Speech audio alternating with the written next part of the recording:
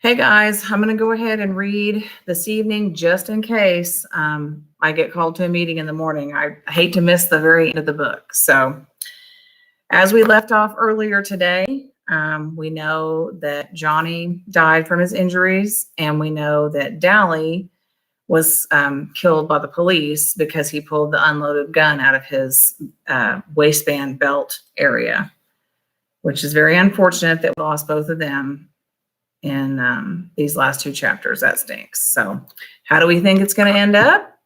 Let's find out. Chapter 11. I had to stay in bed a whole week after that. That bugged me. I'm not the kind that can lie around looking at the ceiling all the time. I read most of the time. I read most of the time and drew pictures. One day I started flipping through one of Soto's old yearbooks and came across a picture that seemed vaguely familiar. Not even when I read the name, Robert Sheldon, did it hit me who it was. And then I finally realized it was Bob. I took a real good look at it. The picture didn't look a whole lot like the Bob I remembered, but nobody ever looks a whole lot like his picture in the yearbook anyway. He had been a sophomore that year. That would make him about 18 when he died. Yeah, he was good looking even then, with a grin that reminded me of Soda's, a kind of reckless grin. He had been a handsome, black-haired boy with dark eyes, maybe brown like Soda's, maybe dark blue like the Shepherd's boys. Maybe he'd had black eyes like Johnny. I had never given Bob much thought. I hadn't had time to think. But that day I wondered about him. What was he like? I knew he liked to pick fights, and the usual social belief that living on the West Side made you Mr. Super Tough, looked good in dark wine-colored sweaters, and was proud of his rings. But what about the Bob Sheldon that Cherry Valance knew? She was a smart girl. She didn't like him just because he was good looking, sweet, and friendly, stands out from the crowd. That's what she said. A real person, the best buddy a guy ever had, kept trying to make somebody stop him. Randy had told me that. Did he have a kid brother who idolized him? Maybe a big brother who kept bugging him not to be so wild? His parents let him run wild because they loved him too much or too little. Did they hate us now? I hoped they hated us, that they weren't full of that pity the victims of environment junk the social workers kept handing Curly Shepherd every time he got sent off to reform school. I'd rather have any time he's got sent off to reform school. I'd rather have anybody's hate than their pity. But then maybe they understood, like Cherry Valance. I looked at Bob's picture and I could begin to see the person we had killed. A reckless, hot-tempered boy, cocky and scared stiff at the same time. Pony Boy? Yeah, I didn't look up. I thought it was the doctor. He'd been coming over to see me almost every day, although he didn't do much except talk to me. There's a guy here to see you. Says he knows you. Something in Derry's voice made me look up, and his eyes were hard. His name's Randy. Yeah, I know him, I said. You want to see him? Yeah, I shrugged. Sure, why not? A few guys from school had dropped by to see me. I have quite a few friends at school, even if I am younger than most of them and don't talk much. But that's what they are, school friends, not buddies. I had been glad to see them, but it bothered me because we live in kind of a lousy neighborhood and our house isn't real great. It's run down looking and everything, and the inside's kind of poor looking too, even though for a bunch of boys, we do a pretty good job of house cleaning. Most of my friends at school come from good homes, not filthy rich like the Sochas, but middle class anyway. It was a funny thing. It bugged me about my friends seeing our house, but I couldn't have cared less about what Randy thought. Hi, Pony Boy. Randy looked uncomfortable standing in the doorway. Hi, Randy, I said. Have a seat if you can find one. Books were lying all over everything. He pushed a couple off a chair and sat down. How you feeling? Cherry told me your name was on the school bulletin. I'm okay. You can't really miss my name on any kind of bulletin. He still looked uncomfortable, although he tried to grin. Want to smoke? I offered him a cigarette, but he shook his head. No, thanks. Pony Boy, one reason I came here was to see if you were okay. But we got to go see the judge tomorrow. Yeah, I said, lighting a cigarette. I know. Hey, holler if you see one of my brothers coming. I'll catch it for smoking in bed. My dad says for me to tell the truth and nobody can get hurt. He's kind of upset about all this. I mean, my dad's a good guy and everything, better than most. And I kind of let him down being mixed up in all this. I just looked at him. That was the dumbest remark I ever heard anyone make. He thought he was mixed up in this? He didn't kill anyone. He didn't get his head busted in a rumble. It wasn't his buddy that was shot down under a streetlight. Besides, what did he have to lose? His old man was rich. He could pay whatever fine there was for being drunk and picking a fight. I wouldn't mind getting fined, Randy said, but I feel lousy about the old man, and it's the first time I felt anything in a long time. The only thing I'd felt in a long time was being scared. Scared stiff. I'd put off thinking about the judge and the hearing for as long as I could. Soda and Derry didn't like to talk about it either, so we were all silently counting off the days while I was sick, counting the days that we had left together. But with Randy sticking solidly to the subject, it was impossible to think about anything else. My cigarette started trembling. I guess your folks feel kind of awful about it too? My parents are dead. I live here with just Derry and Soda, my brothers. I took a long drag on my cigarette. That's what's worrying me. If the judge decides Derry isn't a good guardian or something, I'm liable to get stuck in a home somewhere. That's the rotten part of this deal. Derry is a good guardian. He makes me steady and knows where I am and who I'm with all the time. I mean, we don't get along so great sometimes, but he keeps me out of trouble, or did. My father didn't yell at me as much as he does. I didn't know that. Randy looked worried. He really did. Soch, even worried because some kid greaser was on his way to a foster home or something? That was really funny. I don't mean funny. You know what I mean. Listen to me, Pony. You didn't do anything. It was your friend Johnny that had the knife. I had it. I stopped him. He was looking at me strangely. I had the knife. I killed Bob. Randy shook his head. I saw it. You were almost drowned. It was the black-headed guy that had the switchblade. Bob scared him into doing it. I saw it. I was bewildered. I killed him. I had the switchblade, and I was scared they were going to beat me up. No, kid. It was your friend, the one who died in the hospital. Johnny's not dead. My voice was shaking. Johnny is not dead.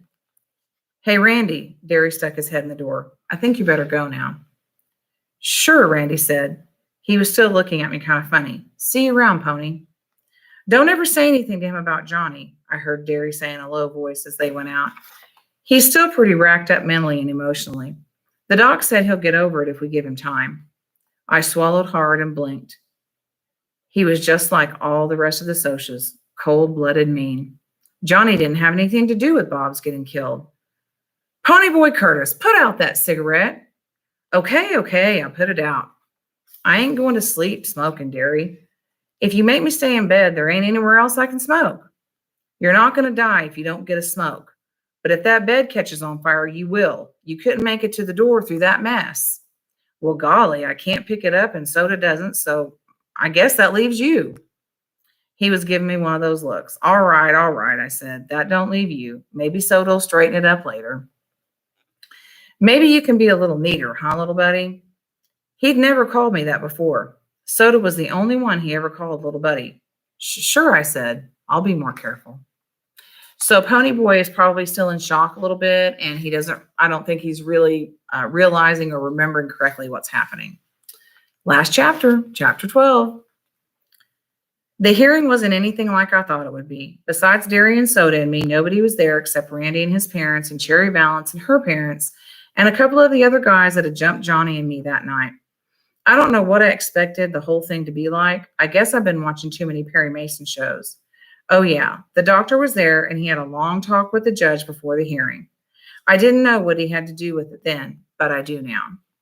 First, Randy was questioned. He looked a little nervous, and I wish they'd let him have a cigarette. I wish they'd let me have a cigarette. I was more than a little shaky myself. Derry had told me to keep my mouth shut no matter what Randy and everybody said, that I would get my turn. All the Sochas told the same story and stuck mainly to the truth, except they said Johnny had killed Bob. But I figured I could straighten that point out when I got my turn. Cherry told them what had happened before and after Johnny and I had been jumped. I think I saw a couple of tears slide down her cheeks, but I'm not sure. Her voice was sure steady, even if she was crying. The judge questioned everyone carefully, but nothing real emotional or exciting happened like it does on TV. He asked Derry and Soda a little bit about Dally. I think to check our background and find out what kind of guys we hung out with. Was he a real good buddy of ours? Derry said. Yes, sir, looking straight at the judge, not flinching. But Soda looked at me like he was sentencing me to the electric chair before he gave the same answer. I was real proud of both of them. Dally had been one of our gang, and we wouldn't desert him.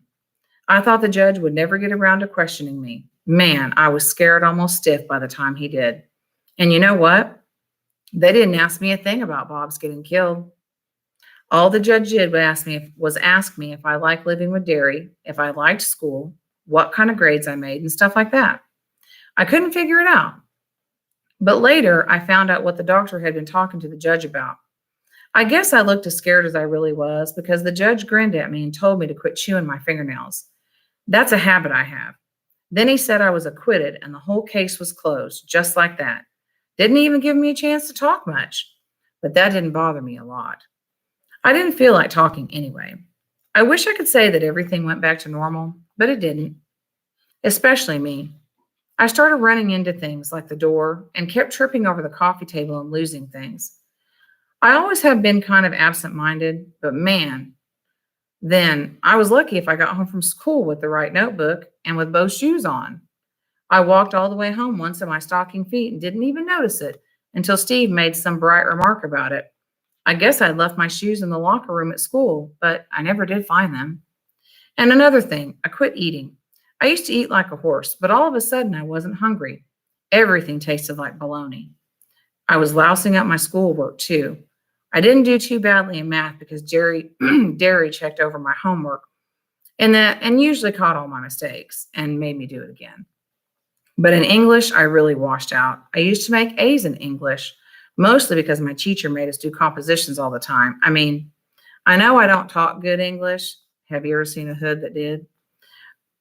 That was in the book. But I could write it good when I try. At least I could before. Now I was lucky to get a D on a composition.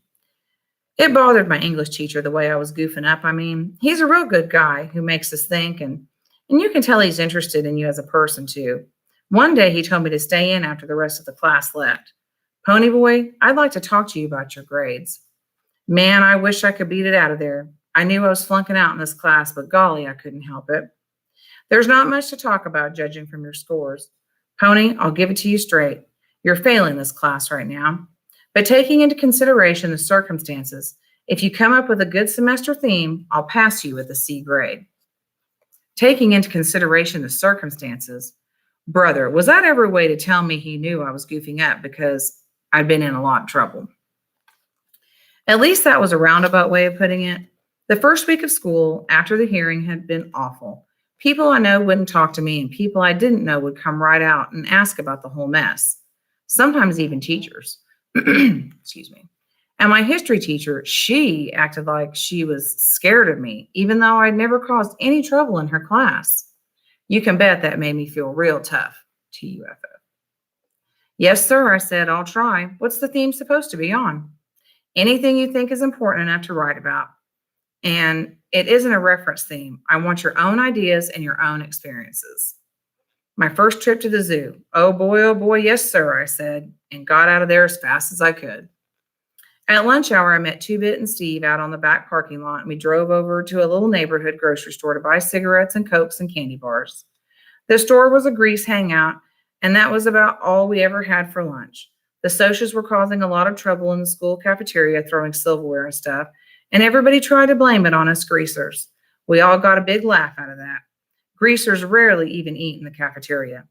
I was sitting on the fender of Steve's car smoking and drinking a Pepsi while he and Two-Bit were inside talking to some girls, when a car drove up and 3 socials got out. I just sat there and looked at them and took another swallow of Pepsi. I wasn't scared. It was the oddest feeling in the world. I didn't feel anything, scared, mad, or anything, just a zero. You're the guy that killed Bob Sheldon, one of them said, and he was a friend of ours. We don't like nobody killing our friends, especially greasers. Big deal. I busted the end off my bottle and held onto the neck and tossed away my cigarette. You get back into your car or you'll get split. They looked kind of surprised and one of them backed up. I mean it. I hopped off the car. I've had about all I can take from you guys. I started toward them holding the bottle the way Tim Shepard holds a switch out, and away from myself in a loose but firm hold. I guess they knew I meant business because they got into their cars and drove off. You really were to use that bottle, wouldn't you? Two-Bit had been watching from the store doorway. Steve and me were backing you, but I guess we didn't need to. You'd have really cut them up, huh? I guess so, I said with a sigh. I didn't see what Two-Bit was sweating about. Anyone else who could have done the same thing, and Two-Bit wouldn't have thought about it twice. Ponyboy, listen, don't get tough, Tough. You're not like the rest of us, and don't try to be. What's the matter with Two-Bit? I knew as well as he did that if you got tough, you didn't get hurt. Get smart and nothing can touch you. What in the world are you doing? Two-Bit's voice broke into my thoughts. I looked up at him, picking up the glass. He stared at me for a second and grinned. You little son of a gun, he said in a relieved voice. I didn't know what he was talking about, so I just went on picking up the glass from the bottle end and put it in the trash can. I didn't want anyone to get a flat tire. I tried to write that theme when I got home. I really did, mostly because Derry told me to or else. I thought about writing about Dad, but I couldn't. It's going to be a long time before I can even think about my parents. A long time. I tried writing about Soda's horse, Mickey Mouse, but I couldn't get it right. It always came out sounding corny. So I started writing names across the paper. Daryl Shane Curtis Jr. Soda Patrick Curtis. Ponyboy Michael Curtis. Then I drew horses all over it. That was going to get a good grade, like all get out. Hey, did the mail come in yet? Soda slammed the door and yelled for the mail, just the way he does every day when he comes home from work. I was in the bedroom, but I knew he would throw his jacket toward the sofa and miss it, take off his shoes and go into the kitchen for a glass of chocolate milk, because that's what he does every day of his life. He always runs around in his stocking feet. He doesn't like shoes. Then he did a funny thing. He came in and flopped down on the bed, started smoking a cigarette. He hardly ever smokes, except when something is really bugging him or when he wants to look tough. He doesn't have to impress us. We know he's tough, so I figured something was bothering him. How was work? Okay. Something wrong? He shook his head. I shrugged and went back to drawing horses. Soda cooked dinner that night and everything came out right. That was unusual because he's always trying something different. One time we had green pancakes. Green. I can tell you one thing. If you've got a brother like Soda Pop, you're never bored. All through supper, Soda was quiet, and he didn't eat much. That was really unusual. Most of the time, you can't shut him up or fill him up. Derry didn't seem to notice, so I didn't say anything. Then after supper, me and Derry got into a fuss about the fourth one we'd had that week. This one started because I hadn't done anything on that theme, and I wanted to go for a ride. It used to be that I would just stand there and let Derry yell at me, but lately I'd been yelling right back. What's the sweat about my schoolwork? I finally shouted. I'll have to get a job as soon as I get out of school anyway. Look at Soda. He's doing okay, and he dropped out. You can just lay off. You're not going to drop out. Listen, with your brains and grades, you could get a scholarship, and we could put you through college. But schoolwork's not the point. You're living in a vacuum, Pony, and you're going to have to cut it out. Johnny and Dallas were our buddies too, but you don't just stop living because you lose someone. I thought you knew that by now. You don't quit. And anytime you don't like the way I'm running things, you can get out. I went tight and cold. We never talked about Dallas or Johnny. You'd like that, wouldn't you? You'd like me just to get out. Well, it's not that easy, is it, Soda? But when I looked at Soda, I stopped. His face was white, and when he looked at me, his eyes were wide with a pained expression. I suddenly remembered Curly Shepherd's face when he slipped off a telephone pole and broke his arm. Don't. Oh, you guys, why can't you? He jumped up suddenly and bolted out the door. Derry and I were struck dumb. Derry picked up the envelope that Soda had dropped. It's the letter he wrote Sandy, Derry said without expression. Returned, unopened. So that was what had been bugging Soda all afternoon, and I hadn't even bothered to find out. And while I was thinking about it, I realized that I never had paid much attention to Soda's problems. Derry and I just took it for granted that he didn't have any. When Sandy went to Florida, it wasn't Soda, Ponyboy. He told me he loved her, but I guess she didn't love him like he thought she did because it wasn't him. You don't have to draw me a picture, I said. He wanted to marry her anyway, but she just left. Derry was looking at me with a puzzled expression. Why didn't he tell you?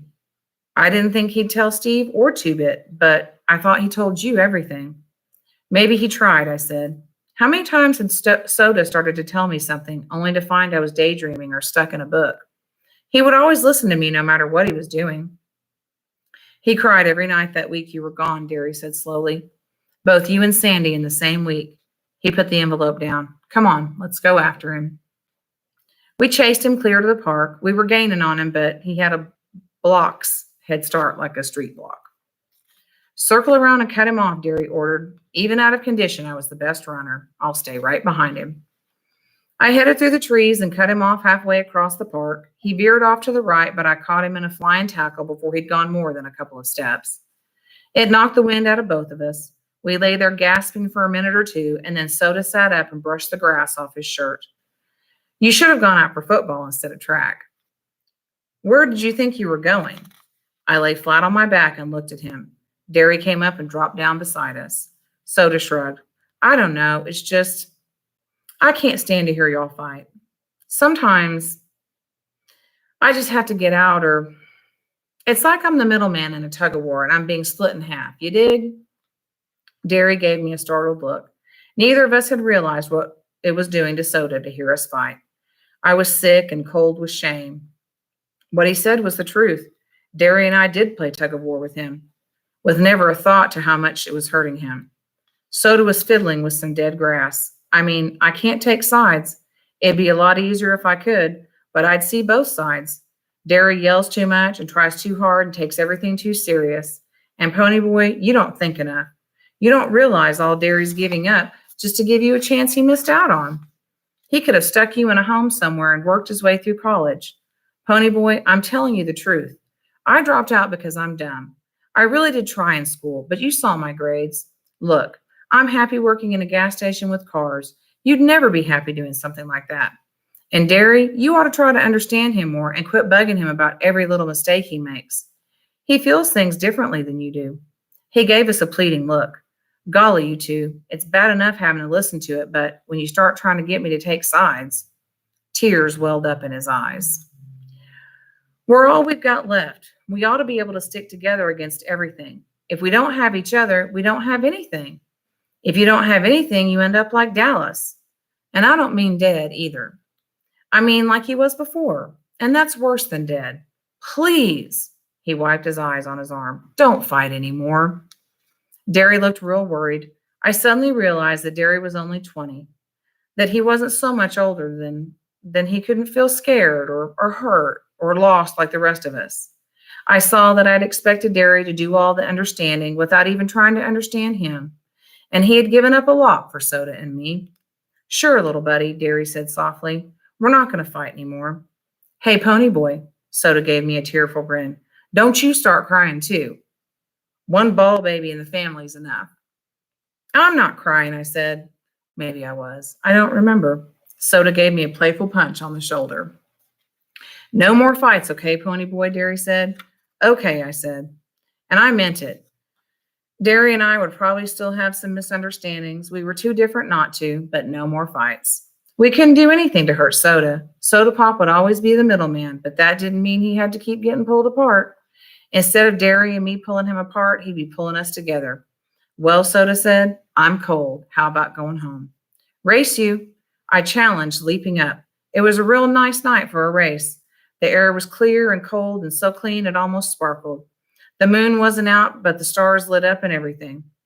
I was quiet except for the sound of our feet on the cement and the dry scraping sound of leaves blowing across the street. It was a real nice night.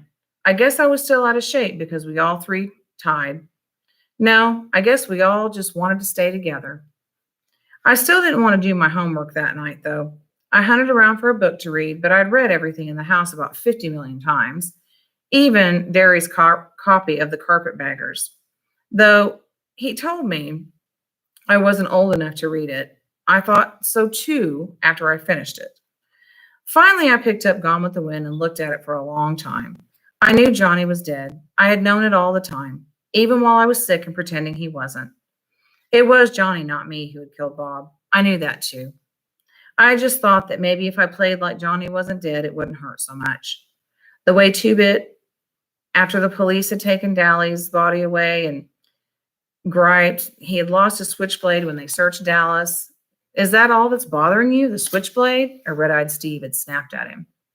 No, Two-Bit had said with a quivering sigh, but that's what I'm wishing was all that was bothering me. But it still hurt anyway. You know a guy a long time, and I mean really know him. You don't get used to the idea that he's dead just overnight. Johnny was something more than a buddy to all of us. I guess he had listened to more beefs and more problems for more people than any of us. A guy that'll really listen to you, listen and care about what you're saying is something rare. And I couldn't forget him telling me that he hadn't done enough, hadn't been out of our neighborhood all his life. And then it was too late. I took a deep breath and opened the book. A slip of paper fell out on the floor, and I picked it up. Pony Boy. I asked the nurse to give you this book so you could finish it. It was Johnny's handwriting. I went on reading, almost hearing Johnny's quiet voice. The doctor came in a while ago, but I knew anyway. I kept getting tireder and tireder. Listen, I don't mind dying now. It's worth it. It's worth saving those kids. Their lives are worth more than mine. They have more to live for. Some of their parents came by to thank me, and I know it was worth it. Tell Dally it's worth it. I'm just going to miss you guys. I've been thinking about it and that poem. That guy that wrote it, he meant you're gold when you're a kid, like green. When you're a kid, everything's new, dawn. It's just when you get used to everything that it's day. Like the way you dig sunsets, Pony. That's gold. Keep that way. It's a good way to be. I want you to tell Dally to look at that one. He'll probably think you're crazy, but ask for me. I don't think he's ever really seen a sunset. And don't be so bugged over being a greaser. You still have a lot of time to make yourself be what you want.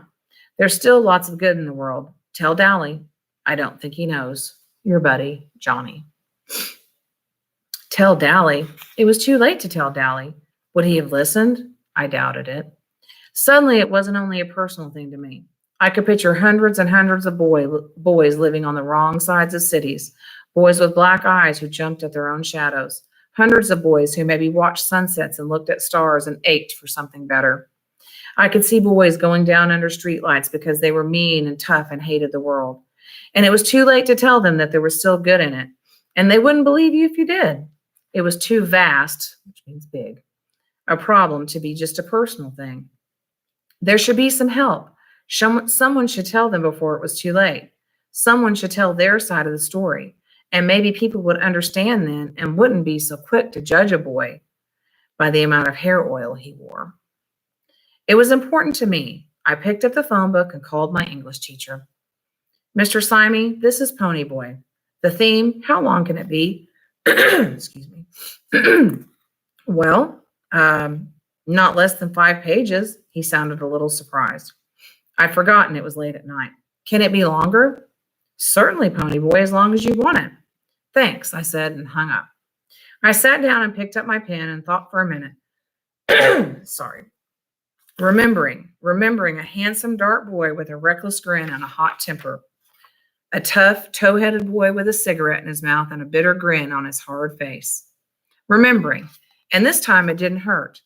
A quiet, defeated-looking 16-year-old whose hair needed cutting badly and who had black eyes with a frightened expression to them.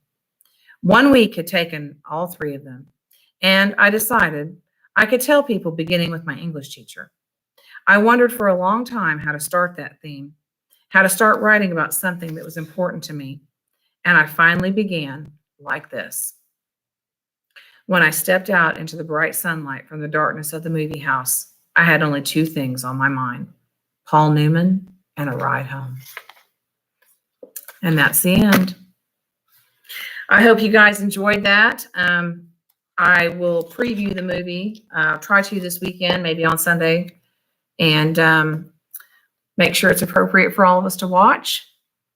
Again, I hope you really enjoyed the book. This is probably going to be our last one because we've got testing next week, and then we'll only have 8 days left after that. If I can find a short one, I'll try to squeeze it in before we end the year, okay? I really enjoyed reading live to you, and I hope you really enjoyed it as well. Have a wonderful Wednesday evening. Have a thrilling Thursday. Have a fantastic Friday, and have a wonderful weekend. And remember, math section 1 test is Monday. Get that over with and have some fun. Bye, guys.